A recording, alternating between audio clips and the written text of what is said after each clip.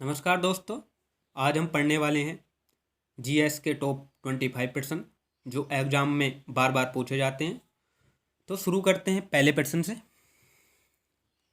भारत की खोज किसने की? भारत की खोज वास्को डिगामा ने की थी 1498 ईस्वी में। वास्को डिगामा कहाँ का रहने वाला था? वास्को डिगामा पुर्तगाल का रहने वाला था। ये भी आपको ध्यान रखना है। ऑप्शन ए इसका राइट आंसर हो जाएगा। अगले प्रश्न पे चलते हैं। भारत का संवैधानिक मुखिया कौन होता है? भारत का संवैधानिक मुखिया राष्ट्रपति होता है। ऑप्शन बी इसका राइट आंसर हो जाएगा। अगले प्रश्न पे चलते हैं। वेदों में सबसे प्राचीन वेद कौन सा है? ऋग्वेद वेदों में सबसे प्राचीन वेद है। ऑप्शन ए इसका राइट आंसर हो जाएगा। और सबसे नवीनतम वेद अथर्ववेद हो जाएगा। यह भी आपको ध्यान रखना है। चलिए अगला प्रश्न देखते हैं। भारत की पहली महिला आईपीएस अधिकारी कौन थी? भारत की पहली महिला आईपीएस अधिकारी किरण बेदी। ऑप्शन डी इसका राइट आंसर हो जाएगा। अगले प्रश्न पे चलते हैं। चाइना मैन शब्द का प्रयोग किस खेल में होता है? तो चाइना मैन शब्द का प्रयोग क्रिकेट में होता है। ऑप्शन ए इसका राइट आंसर हो जाएगा। ये आपको ध्यान रखना है। अगले प्रश्न पर चलते हैं। ऑस्कर पुरस्कार का संबंध किस क्षेत्र से है? तो ऑस्कर पुरस्कार सिनेमा के क्षेत्र में दिए जाते हैं। ये आपको ध्यान रखना है। ऑप्शन बी इसका राइट आंसर हो जाएगा। अगले प्रश्न पर चलते हैं।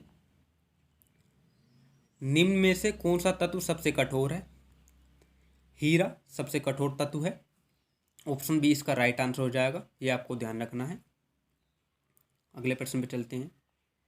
पटना का प्राचीन नाम क्या था? तो पटना का प्राचीन नाम पाटलिपुत्र था। ऑप्शन ए इसका राइट आंसर हो जाएगा। ये आपको ध्यान रखना है। अगले प्रश्न पे चलते हैं। आगा खां कप का संबंध किससे है?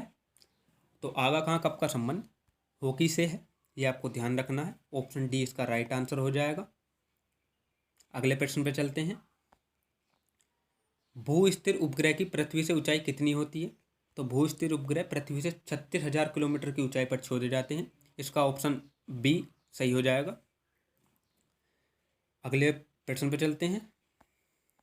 भारतीय संविधान में पहला संशोधन कब हुआ? तो भारतीय संविधान में पहला संशोधन सन 1951 में हुआ। ऑप्शन नंबर बी इसका राइट आंसर हो जाएगा। ये आपको ध्यान रखना है। अगले प्रश्न पे चलते हैं। अभिज्ञान शाकुंतलम के लेखक कौन है? तो अभिज्ञान शाकुंतलम के लेखक हैं कालिदास। ऑप्शन ए इसका राइट आंसर हो जाएगा। ये आपको ध्यान रखना है। अगले प्रश्न पे चलते हैं। सम्राट अशोक ने किस युद्ध के बाद बौद्ध धर्म अपना लिया था? तो सम्राट अशोक ने कलिंग युद्ध के बाद बौद्ध धर्म अपना लिया था। तो ऑप्शन ए इसका राइट आंसर हो जाएगा। कलिंग युद्ध के बाद अशोक ने बौद्ध धर्म अपना लिया था। अगले प्रश्न पे चलते हैं। दुनिया की सबसे लंबी नदी कौन सी है? तो ऑप्शन बी इसका राइट हो जाएगा। नाइल नदी दुनिया की सबसे लंबी नदी है जो कि अफ्रीका महाद्वीप में बहती है। ये आपको ध्यान रखना है। ऑप्शन नंबर बी इसका राइट आंसर हो जाएगा। अगले प्रश्न पे चलते हैं। कौन सा खनिज दिल की धड़कन नियंत्रित करता है? तो वो कौन सा खनिज है दिल की धड़कन नियंत्रित करता है? पोटेशियम दिल की धड़कन नियंत्रित करता है। ऑप्शन नंबर ए इसका राइट आंसर हो जाएगा। पोटेशियम का सिंबल क्या होता है? तो पोटेशियम का सिंबल के होता है और इसका परमाणु क्रमांक 19 होता है। यह भी आपको ध्यान रखना है। तो चलिए अगले प्रश्न पर चलते हैं। मलेरिया की दवा कुनैन किस पौधे से मिलती है? तो ये मलेरिया की दवा कुनैन सिनकोना के वृक्ष से प्राप्त होती है। ये आपको ध्यान रखना है। ऑप्शन नंबर सी इसका राइट आंसर हो जाएगा। ये आपको ध्यान रखना है। चलिए अगले प्रश्न पर चलते हैं। दुनिया में सबसे बड़ा जीवित पक्षी कौन सा है? तो दुनिया में सबसे बड़ा जीवित पक्षी है शुतुरमुर्ग। ऑप्शन ए इसका राइट आंसर हो जाएगा। ये आपको ध्यान रखना है। शुतुरमुर्ग दुनिया में सबसे बड़ा जीवित पक्षी है। अगले प्रश्न पर चलते हैं। एटीएम का पूर्ण रूप क्या है? तो आपको ध्यान रखना है। बहुत से बच्चे एटीएम का पूर्ण रूप जब इसे क्वेश्चन पूछा जाता है एग्जाम में तो बहुत से बच्चे ऑटोमेटिक टेलर मशीन लगा देते हैं। ये ऑप्शन गलत है। जबकि इसका पूर्ण रूप है automatic teller machine. Automatic teller machine का पूर्ण रूप है। ऑप्शन बी इसका राइट आंसर हो जाएगा। ये आपको ध्यान रखना है। अगले प्रश्न पर चलते हैं। सूर्य की सतह का लगभग तापमान कितना होता है? तो आपको ध्यान रखना है सूर्य की सतह का तापमान 6000 डिग्री सेंटीग्रेड लगभग होता है। तो ये आपको ध्यान रखना है। ऑप्शन नंबर सी इसका राइट आंसर हो जाएगा। अगले प्रश्न पे चलते हैं।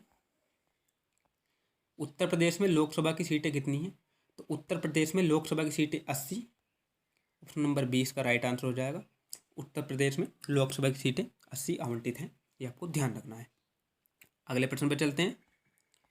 भारत का प्रथम परमाणु बिजली घर स्थापित किया गया था, तो कहाँ किया गया था?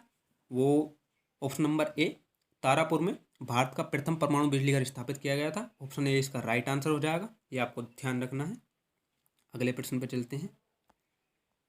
अर्थशास्त्र के क्षेत्र में पहला नोबेल पुरस्कार किस वर्ष दिया गया? तो आपको ध्यान रखना है वर्ष 1969 में अर्थशास्त्र के क्षेत्र में पहला नोबेल पुरस्कार दिया गया, ये आपको ध्यान रखना है। ऑप्शन नंबर सी इसका राइट आंसर हो जाएगा।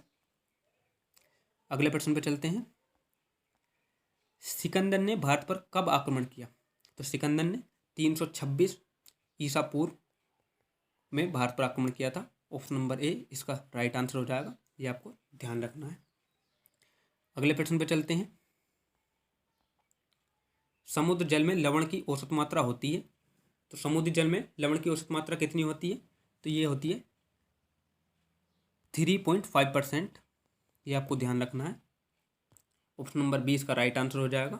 3.5% समुद्री जल में लवण की औसत मात्रा होती है। आज का अंतिम प्रश्न,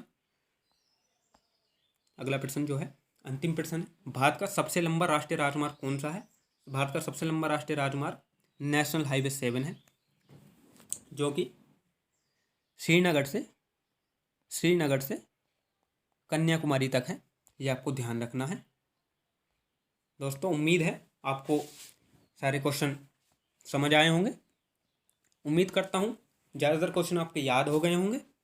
अगली वीडियो में मिलते हैं बढ़िया बढ़िया क्वेश्चनों के साथ।